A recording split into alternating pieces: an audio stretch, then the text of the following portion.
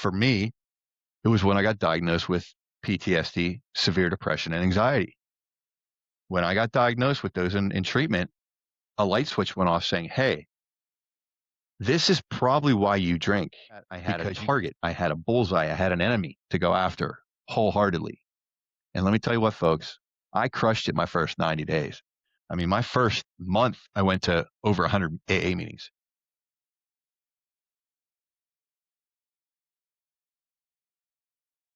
Are you prepared for the day when shit hits the fan? I thought I was too. Uh, Unfortunately, when we're in recovery, we think a lot of times that we know what we're doing, we've got it figured out, and everything's going to work out just peachy keen because we want it to. And I want to give you a little scenario of something I dealt with recently that threw me for a loop and showed me that I am nowhere near healed and nowhere near ready for some of the things that come my way. And in turn, I have to work harder. They have a phrase, all good plans never survive contact with the enemy, something along those lines. And that's exactly what happens. Um, we get into that scenario, into that situation where we think we're ready. We've been prepared. We've been doing the work. We've been practicing our skills. We've been being diligent about our recovery. And unfortunately, that's not enough. So here's a scenario. I'm a commercial truck driver, right? And every time I renew my license, I have to go and I have to take the hazmat test all over again, the written test, because I'm a hazmat truck driver. And that's something that's mandated by the FMSCA and the DOT. So you have this process of getting fingerprinted, taking a test, um, sending in your money and all this stuff. But so the way you're supposed to do it is you're supposed to go down to the DOT. You're supposed to take your hazmat test and pay for that. Once you take the hazmat test, you have to schedule fingerprinting for the federal government through TSA for your background check, your criminal background check. Then once that comes back, then you go down to the DOT, you pay your money, you get your photo taken, and you get your license, you know. And I did it backwards. So I went and got fingerprinted first. I sent in my renewal form with the check for $157 because commercial licenses are expensive. And then I waited and I waited and I waited. Didn't hear anything back. Finally, around, first week of February. I mean, this is back in January that I took the fingerprinting. So beginning of February, first week of February, I get my camera card, which those of you who remember what that is that's a card to go get your picture and get your license, right? So then I went down to the DOT, and on the way down there, I recognized that my license didn't have the hazmat endorsement on it. So I'm like, okay, let me call Harrisburg, because Harrisburg is where PennDOT's based out of in Pennsylvania. So I call Harrisburg and I'm like, hey, listen, I got my fingerprinting done. I got my camera card. It doesn't have hazmat on it. And the person I spoke to, no names will be given to protect the idiotic. And I was told that it would not be a problem and that the person I dealt with at the PennDOT local office would be able to handle it. Now, one, you have to go to a facility that does CDL testing. Not all of them do it. There's only the bigger ones that do it. So luckily enough, I only had to drive a half hour. So I get there, I get in line. I'm there at like 8:15. I think they open at 8:30. I'm like one of the first 10 people in the door. I go sit down. I'm talking to the gentleman at the little plexiglass, don't spit on me screen. And he goes, after a few minutes of looking at my paperwork, he goes, so you got rid of your hazmat endorsement? And I was like, no, I didn't. That's what I'm here because I need to keep hazmat because I drive hazardous materials for a living. And he's like, well, it's off your license. I said, what do you mean it's off my license? He's like, well, you see this? It said T&N, which is like tanker and doubles and triples and something else. X is the endorsements I needed. It's tanker and hazmat and triples, doubles and triples. So I'm like, well, what do we do to fix it? He's like, we can't fix it. I'm like, "What do you mean you can't fix it?" He's like, "Well, you're gonna have to forfeit this license, apply for a new license, CDL, commercial driver's license, and go through the process from the beginning." Now, those of you who drive a truck, you know how much of a pain in the ass it is because you get down there, you got to get a permit, then you got to take all the knowledge tests, which is like air brakes, and then for me it would be the commercial license test, hazmat, tankers, doubles and triples.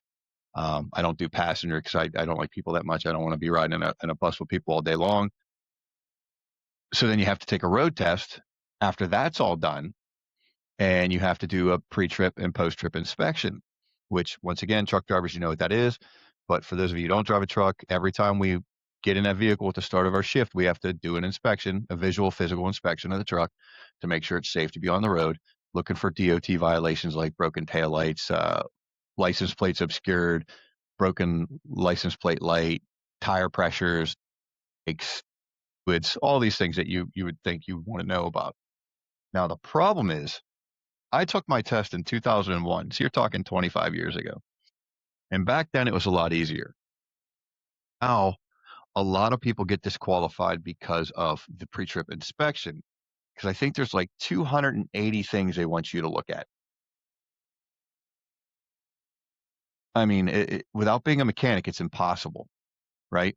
So it really is subjective to the examiner you get and how much of a, you know, hardballer they want to be. So I was like, I'm not doing that again. That takes time, and my license was going to expire in like 3 weeks. So if I couldn't get it done in 3 weeks, and if there were any hangups, I didn't have a job anymore. Now, of course, I could go get a job hauling non-hazardous freight. Don't want to do that. No, thank you. I like what I do now. So I go into full panic mode. I mean, I am shaking, and my blood pressure's to the roof. My heart rate's probably about 150. I'm tweaking out. I'm getting manic, and I'm just panicking. So a couple minutes goes by, and I'm like, bro, like you got to figure out something. Like I'm not doing that again. Like my license is in good standing. It's still valid.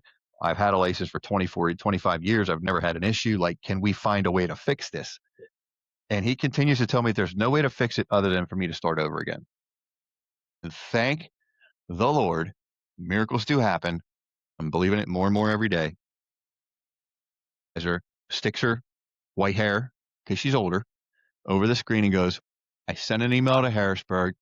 I'm asking to see if there's a workaround. I just need you to sit down and wait. Cool. I sat down and wait. So what am I doing for the next 20 minutes? I'm box breathing. I'm meditating. I'm, sitting there and thinking about good thoughts, happy places, you know, all the things I know how to do to calm my heart rate and to calm me down. And for the life of me, I cannot calm down. And I literally said to myself, I remember saying this, like, I might have even said it out loud because the person next to me looked like I was crazy. I was like, if this doesn't work out, I'm just going to go get drunk because it doesn't matter. My life's over. I don't have a job anymore. That's where my brain went, and I've been sober. May 5th will be 3 years, right? So I'm coming up on 3 years. I've been doing this sobriety thing for a little while. I've been learning and learning and learning more about myself and more about how to stay sober. And I totally lost my shit. And it wasn't like it's a big deal for me, but to some of you, you may think that's not a big deal. Just take the test over again. But any truck driver will tell you they make it harder and harder and harder for a truck driver to get a license, let alone maintain it. Because, we have medical physicals we do, and they're always trying to disqualify you for something, saying you need to go, every 6 months or every year instead of getting the regular 2-year medical card, which is good for 2 years. I'm just sitting there thinking like, I can't do this again. I can't do this again. And I'm having a panic attack in the PennDOT office, a half hour from my house. And granted, I did this before I went to work, so I got there at like 8:15. I don't think I left there till like almost 11:30. So the moral of the story is, I thought I was ready for anything. I dealt with my stepfather's death in 2025. I dealt with one of my best friend Finnegan's death in the beginning of in June of 2024, I believe it was. So I had seen some bad stuff that I thought would be what throws me for a loop. And it turned out to be, if you threaten my career and my way of making money and paying for my house and taking care of my wife, that is enough to throw me over the edge. So now you got the backstory. So let's get into it, right? I'm going to talk about 5 things that I learned in rehab and in my recovery that I think are very important for me to maintain my sobriety and to maintain my mental health. It's not just these 5. These are just 5 that stand out to me that as long as I hold on to these ideas or remember these things, um, I tend to do better. Now, granted, I did horrible. I was tested and I was found wanting. So, I am still healing. I am not recovered. I am recovering. So the first one is that we have to have a warrior plan. And I want to thank Clyde. You know who you are if you're watching. Um, Clyde was one of my counselors in rehab, and he instilled this idea of the warrior plan in my brain. And what the warrior plan is literally it's a plan of attack to attack your addiction and your poor mental health and to maintain your sobriety. The warrior plan consists of tools and coping mechanisms and things that you have learned that you can use and to utilize in order to maintain your sobriety and to keep yourself cool, calm, and collected when shit hits the fan and even before shit hits the fan, right? So, Clyde would talk about this warrior plan all the time. And, in rehab, I was like, it's kind of fun. It sounds great and all. But I really don't know if I believe in it. And lo and behold, I have a warrior plan now. Things that my warrior plan consists of are meditation, box breathing, talking. I share things with my wife when I'm frustrated. She's probably my number one go-to. I do this podcast and talk about my things, my experiences, my stories, and I have great guests on here to uh, supplement where I can't get to AA meetings as much. I still get to express myself. Um, I try to eat healthy. I try to get at least 6 hours of sleep. 8 would be great. I go to the gym as much as I can. I'm back to 5 days a week now, finally losing some weight. But those are things that I have to do um, in order to maintain my sobriety. Now, one I didn't mention, which is probably the most important, and it relates to cognitive behavioral therapy, CBT, which basically is I have to ask myself 2 questions when I'm dealing with a situation that I'm having problems with. The first one is, can I do anything about that situation right now? If the answer is no, I have to let it go. If the answer is yes, then I got to figure out what my next step is. The second question, once I determine whether or not I can do anything, is this scenario, situation, opportunity, circumstance going to hurt or kill me or someone I love and care about? If the answer is no to that, you refer back to number 1. And if number 1 was you can't do anything about it, you let it go. And if the answer was there is something you do about it, now you got to think down and figure out what's the simplest, most logical, not emotional, the most logical way I can approach this situation, utilizing the tools in my warrior plan toolkit to bring myself back down to my baseline of ground zero, being somewhat calm, not as manic, not as crazy. Warrior plan is very, very important. And I think a lot of people, you think that this warrior plan or your recovery plan or whatever you want to call it, it's not static, right? Like it changes as you change, as your recovery develops. And as you become sober longer, you may find that certain things don't carry the same weight they used to. For me, the one thing that has gone across the board, the 2 things that go across the board is me talking and sharing and me doing the podcast. Um, and granted, I've gotten a little lazy lately. I've been a lot of things going on and I've been, dealing with some stuff on my own. So we'll talk about that at the end. But this warrior plan is important because you got to think of this as a war. Your battle for sobriety and good mental health, our battle for sobriety and good mental health, is a war of attrition. He who fights the longest and hardest wins. And you know what, folks? The devil has unlimited resources. So we have to be prepared. We have to have marching orders in our own mind of what we do when something goes foul, goes awry, and goes south, to bring ourselves back so that we don't let the idea of drinking or using or isolating or hurting ourselves come back into our brains. It literally is a mental defense for us to defend the enemy away from our gates and maintain our stronghold and keep our sobriety, keep our mental health, and keep on track. Now, it's not always going to work the way we want it to. Sometimes it's going to be a lot harder. But the thing is, if you have it and you use it, you know it's there. If you don't have any of this stuff, you're going to just sit there and you're going to relapse again. You're going to have issues again because you don't have any structure. And we all know from being addicts and alcoholics and people with poor mental health that we need structure in order to stay healthy and maintain the good place that we're in. So remember that. Number one is having a warrior plan, right? Number two is that you're only as strong as the weakest person that you surround yourself with. Think about that. You know, they always say the weakest, you're only strong as the weakest link in the chain. It's the same thing. You know, I came out of rehab, and by that point, my acquaintances were gone.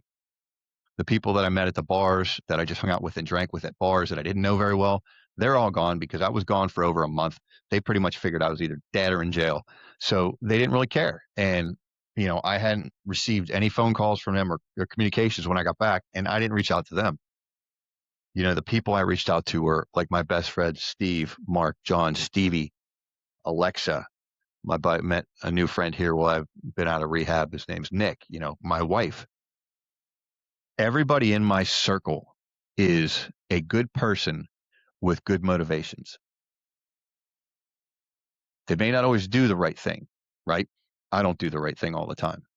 But I know that if I go to them and them knowing me and them knowing my history, they are a safe place to turn for understanding, love, and caring. Now, granted, you know, I may be a big guy and I may sound kind of soft when I talk about this stuff, but this really means a lot to me. You know, it means a lot to me to get this information to you folks so you can understand some of the pitfalls and the problems that I've dealt with. Um, and I think it's important that we all, you know, communicate with each other. So I definitely want you to reach out to me if you like what I'm talking about. Send me a DM on my socials or reach out to me at steelcityroundtable@gmail.com and tell me what you're thinking. Let me know if you want to be on the show. Let me know if you want to talk about this more, and we'll sit down. Um, but you have to surround yourself with strong people. And I don't mean physically strong. I don't mean mentally strong. I don't mean emotionally strong. I mean people that are strong enough to handle our drama and our chaos and maintain a cool head and be able to be there for you and give you loving support. Because we all know people that aren't in addiction or recovery or have poor mental health are not going to understand to the extent we will go to self-destruct and to destroy our own lives. And we need people that are strong enough to know and recognize when we've hit that point and be the wall that we lean against in order to bring ourselves back up to our feet. That's super important. So we've got the warrior plan, and that we've got to surround ourselves with strong people. 3 is practice your rehab tools, coping mechanisms, the things that you've learned on your good days, not just your bad days. So what happens? You know, I journaled for, you know, this is my journal from rehab right here. And as time goes on, I'm going to peek into this, but this is my journal from rehab. Both sides, right? I did this every single day in rehab. And pretty much every single day when I came out of rehab up until I was home like 4 months. Now I haven't journaled in probably 2 years. Why? Tell you something. Journaling helps. I say share, I say talk, I say communicate. That's what this is. You don't have to talk to another person. This is your other person. It's not judgmental. It's not going to hate you. It's not going to stop talking to you. This is an open page that wants to be written on. Journals are great. Something I would like to get back to be honest with you. Um, other tools for me, like I said before, meditation, breathing techniques, box breathing, um, just sitting in a room and listening to binaural beats. The frequencies for theta waves, delta waves for sleep, and you've got frequencies for relaxation, for anxiety, for physical healing, for chakra alignment. I don't think I've missed a night since I've been home from treatment. I got home July 18th of 2023. I can't remember a night where I don't listen to the binaural beats or sleep music when I go to bed. Every single night. My wife hates it. She didn't like it until she's asleep. Then she loves it. But if I put it on when she's trying to go to sleep, and then Chiquita's staying awake. But it works for me because it takes me back to a place where I was getting therapy, where that was part of the therapy. And I've got this soft spot for the binaural beats. I think they're amazing. Um, doing the podcast, talking to my wife about things, having one or two friends that like on a pretty regular basis, they share some of the things that I deal with so I can talk to them and have someone who understands. So the problem we run into is if we only do it on bad days, we've just formed a negative pattern. If you only meditate when you're having a bad day, or you only do breathing work when you have a bad day, what's going to happen on the day where you really need it and you haven't practiced it every day? I'll tell you what happens. It doesn't work because it's just like golfing or going to the gym or doing your job at work. It's muscle memory and recognition and being able to ease back into these patterns without thinking about it. So if you only practice these tools and these implements of your recovery when you're having bad days, it's just going to be associated with a bad day. So what good does that do you on good days? Or what day does it do you on a day where you're feeling great and all of a sudden shit goes south? So we have to practice these things on the daily, no matter what, in order to keep on track and stay ahead of the demon we call relapse. So those are some things that I do, and I mention this all the time. But remember, if you meditate in recovery, in rehab, meditate when you get home. If you journal, journal when you get home. And like I said, I'm a hypocrite. I haven't done my journaling in like 2 years. So I'm going to start doing that again, and I'll show you proof next week. Number 3, recovery programs. AA, Smart Recovery, Recovery Dharma. They are great tools, but not a single one of them has the answer. There is no the answer. There is no the solution when it comes to recovery and mental health. We put too much faith in these programs to fix us, to change our ways, to lead us into the next life of living a better life. And when we're in recovery or when we are healed, we give them all the credit. Oh, AA saved my life. Smart Recovery saved my life. Recovery Dharma saved my life. This therapist saved my life. This TV show saved my life. Joe Disparito saved my life. No, they didn't. No, they didn't. They had a very big role in you figuring out what you needed to do to save yourself. We can't put all the credit on a program because a program, even as AA says, is a suggested plan of recovery. It may have a lot of factual and scientific basis in it. Smart Recovery is awesome. I mean, my one buddy, he teaches it, right? It's a great program, but everyone's recovery is individual and subjective. We don't all heal the same way. We don't all use the same templates to recover.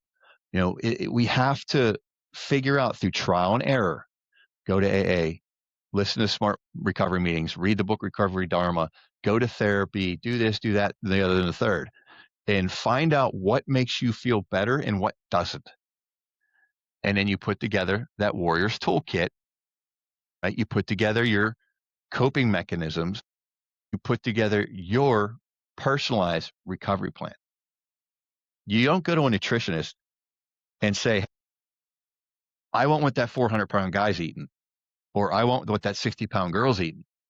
A nutritionist does science and checks your BMI and your calorie intake and if you're in calorie deficit or not. And then they determine based on blood work, what are you missing in your diet, vitamins and minerals, what kind of foods do you need based on your body type, what frequency and intensity of exercise do you need.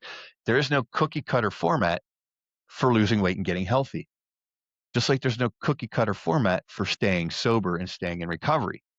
So, anyone group or any one person that tells you they have the answer is a false prophet and steer in the opposite direction. Because 9 times out of 10, they just want your money and they know we're desperate when we're in that position where we're looking online for help. Don't give in. Don't buy this. We have the solution. What you buy into is a program that will break you down and help you determine what your part is in all the chaos. For me, it was when I got diagnosed with PTSD, severe depression, and anxiety. When I got diagnosed with those in treatment, a light switch went off saying, hey, this is probably why you drink, because you can't deal with your life. You can't deal with the shit that's going on in your head. So once I had that, I had a target. I had a bullseye. I had an enemy to go after wholeheartedly. And let me tell you what, folks, I crushed it my first 90 days. I mean, my first month, I went to over 100 AA meetings. So I am a strong believer in recovery programs. I think they're absolutely amazing. I think AA is one of the biggest parts of my early recovery. And I still maintain relationships through AA. I may not see them at AA meetings all the time, but I talk to them on the phone, get together for lunch. So, AA, Smart Recovery, Recovery Dharma, any other program that you look at, they all have merit. There's all something there that is worthwhile checking out. But once again, you can't count on it to fix you. You can't count on it to save you, because no program is going to do the work that you have to do in order to get better. That's on us. To do the work is on us. The programs give us guidelines, formats, templates, ideas, a group of people to be around that are similar, safe environment to make your mistakes. So don't take this as an anti-AA meeting. This is our speech. This is not. I just want you to understand that, if you put all your faith in the program and you don't put any faith in yourself, we're doomed to fail. That's just a fact. We are doomed to fail because we have to take responsibility for our own actions, and we have to take responsibility for our own recovery, our own mental health, our own stability, because when shit hits the fan, AA is not going to bail you out of jail. AA is not going to rip the bottle out of your hand. AA is not going to make the decision for you to not pick up that drug or drink. Mental health is not going to tell you, hey, listen, don't kill yourself today. Because guess what? Poor mental health and addiction, they want us dead. They want to ruin our lives, and they want us to be garbage. They want us to be miserable for the rest of our lives. So just remember. Got it? The fourth one is that in rehab, in treatment, we make a lot of bonds. We make friendships. And those friendships and those bonds are not going to last. Unfortunately, they just don't. Example is my roommate was my brother in rehab. Like, we were inseparable for 41 days, did everything together, ate together, went to the gym together, played basketball together, hung out at night together, got fat eating desserts together on the couches in our room before we went to bed every night. And we don't talk now. It's not for lack of trying. I've reached out numerous times, but he's dealing with his own struggles. It's once we leave recovery or leave treatment, the hard work starts. Everybody that in that rehab center is fighting not to relapse, is fighting not to die, is fighting not to disappear into the background. You know, we're all trying to stay present and make the next best decision. So, in rehab, in treatment, we are all weak. Let me rephrase that. We've all been weakened by our disease. We've been weakened. We're not weak because we're there and we're trying to fix it. But we've been weakened and we're at a low point. So these bonds become so important because one, it helps us maintain our connection with reality and with society by forming friendships and spending time together and not being antisocial and separated from the world. Because, hey, listen, when you're in rehab, it's the walls that you're in. That's what you got. And it's the people that are within those walls because you're not going anywhere unless you abscond, unless you leave without medical authorization, or unless you get released early, you're there, you know? So we have to remember that in treatment, our friendships and our bonds are very important because they're there for us when we're weak and we're there for them when they're weak. We are the strength that they need when they can't pull it within themselves. And they're the strength that we need when we can't find it within ourselves. So, you know, we can't bank and plan our recovery after treatment around these relationships that we make in rehab. It's unfortunate. It upsets me because I don't talk to the people that I spent a month in a room together with. And I was in a special program at my treatment center. It was called the VAFR. It was a veterans and first responders group. So it was firemen, policemen, paramedics, jail guards, parole officers, anybody that worked in the criminal justice system went through this program. And it basically formed a very tight knit group of people because there was maybe 10 of us. So, we spent all our time together, whether it was doing our therapies together or doing our classes together or eating together or spending the evenings together, having our own AA meetings at night. We spent a lot of time together and we got to know each other really, really well. And I can guarantee you, I told them things that I'd never told anybody. But now you look at it almost 3 years later, and I don't talk to a single one of them. Not one. Not one. And it's not because we didn't like each other. It's not because we outgrew each other. It's just that life gets in the way. And the struggle to maintain sobriety and stay healthy takes a lot of our energy. And unfortunately, out of sight, out of mind. If they're not in front of you, you're not thinking about them. Now, does that mean I'll never talk to my old roommate? No. It means when he decides to pick up the phone, we'll talk. Does it mean I'm not going to talk to anybody there? I mean, I hope it doesn't. I really hope to talk to some of the people that helped me stay sober in the first, especially 6 months after I got back. But, we all serve purposes in another person's life. We meet people for a certain reason. I strongly believe that. You meet the people in rehab that you do or in treatment that you do because you share similar issues. You're able to relate. It's judgment free. You can let go of the burdens that you've been carrying on your shoulders for however long that we put there ourselves a lot of the time. So just remember, you know, the relationships that do survive the real world are going to be rare, and we need to nurture those relationships. We need to really pay attention to those relationships because if you're still talking to them 6 months, 2 years down the road, that means that you are still part actively in their recovery. So make sure you nurture those and make sure you maintain those relationships that you can. Now, we are there for each other when it's dark, in the struggle, in the fight to survive. Not saying that it doesn't matter, but don't expect it to last. And when it does, cherish it, nurture it, build it into a wonderful relationship. So that is number 4. And then we're going to go on to number 5. Number 5 is, as a person in recovery, we still don't know shit. Sorry, guys. We don't. We think we do. I thought I did. And then I just about crapped my pants at the PennDOT office when I thought I was going to be screwed out of my license. we don't have the answers. And if you think you do, then go get your therapist license, go become an alcohol counselor. Good on you if you think you know all the answers. I know I don't. I don't know any answers. All I do here is tell you what I did, give you some information, and hopefully it helps you. Right. So when we're in our recovery and things pop up on the daily, we are still just sick people that are healing.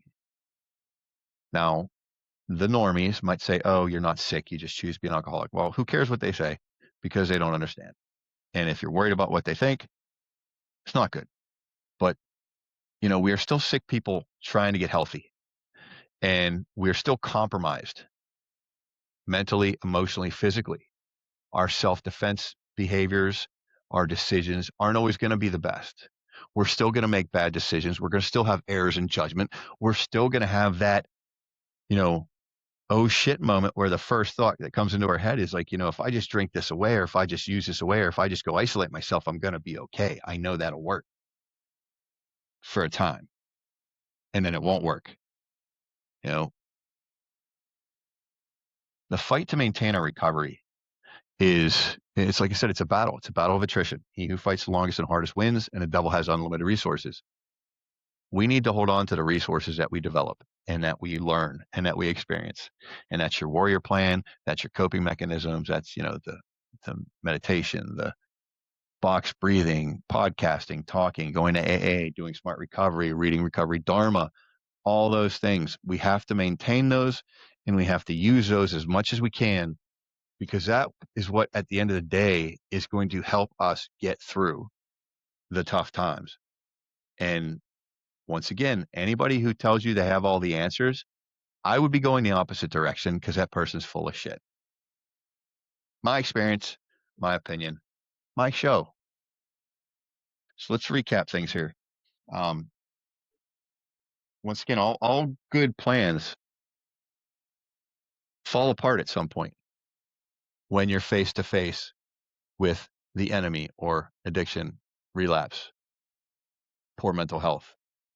When those things are on the verge of peeking back through again, we have to get back and make sure that we're using our warrior plan.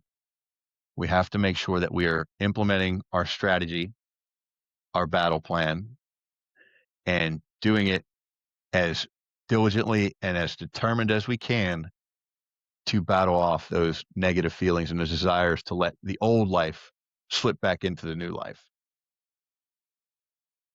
We're only as strong as the weakest person we surround ourselves with, right? So make sure you surround yourself with good people that you can trust, people that you're going to put your faith in, that they're going to be able to understand what you're doing every day. It's an everyday battle. It's an everyday struggle, but it doesn't have to be a bad one. I like the challenge of maintaining my sobriety, because I never thought I'd be sober this long after 34 years. And I mean, at the end of the day, the question is, are you ready for what's coming? It's coming. That day will be here. I can guarantee it. I'll bet money on it. The day where you hit the wall and have to make that decision, and it may be more than once. I know I've had a couple moments, but this was the worst. You're going to have these moments come up, and I guarantee it's going to happen, and I guarantee it's going to be a struggle. But I also know that if we do what we know how to do, what's worked for us up until this point, if we maintain our warrior plan, surround ourselves with good people, practice on a daily, focus on the friendships we can grow and not the ones that have disappeared, we're going to be okay. We're going to be better than okay. We're going to be spectacular, because a life in recovery is so much better than a life in addiction. When we have those feelings of falling backwards and going back into the life we left behind, we have to know that we can do it. We have to stop putting all the credit on the systems and give ourselves some credit, because we're the ones doing the work. Granted, we've been given some cheat codes, AA, smart recovery, recovery dharma, whatever. We've got some cheat codes. We've got some special codes we can put in the old brain that'll reactivate some things for us and maybe bring us back down to earth. But you still have to do the work. We, as a person in recovery, still have to not control, but influence our future by making the best decision we were capable of making at that time. So that's what I got for you folks today. Remember to share, help, and repeat. Share your experiences and stories, help others, and repeat it every chance you get. I hope this information was educational. Once again, I'm no expert, but coming up in the future, I've made a decision on a personal note that the podcast was going in the wrong direction, and I was starting to fall victim to the idea that I needed to get more followers and I needed to do this and that. So I put out last week's episode on the Alex Preddy shooting, which I believe in everything I said, but that's no more. That's a one and done. That's a one-off. This show was built in recovery. It was built in helping others, and that's where it's going to stay. So if this is what you like, share, help, repeat. I love you all. Thank you for all your support. And also, the new logo is almost done. The new branding is almost done. So I can't wait to show you guys when that comes out, hopefully in the next month or so. But we got some things going on in the future. Stay tuned. We'll see you next time. Love you all. Share, help, repeat. Don't quit.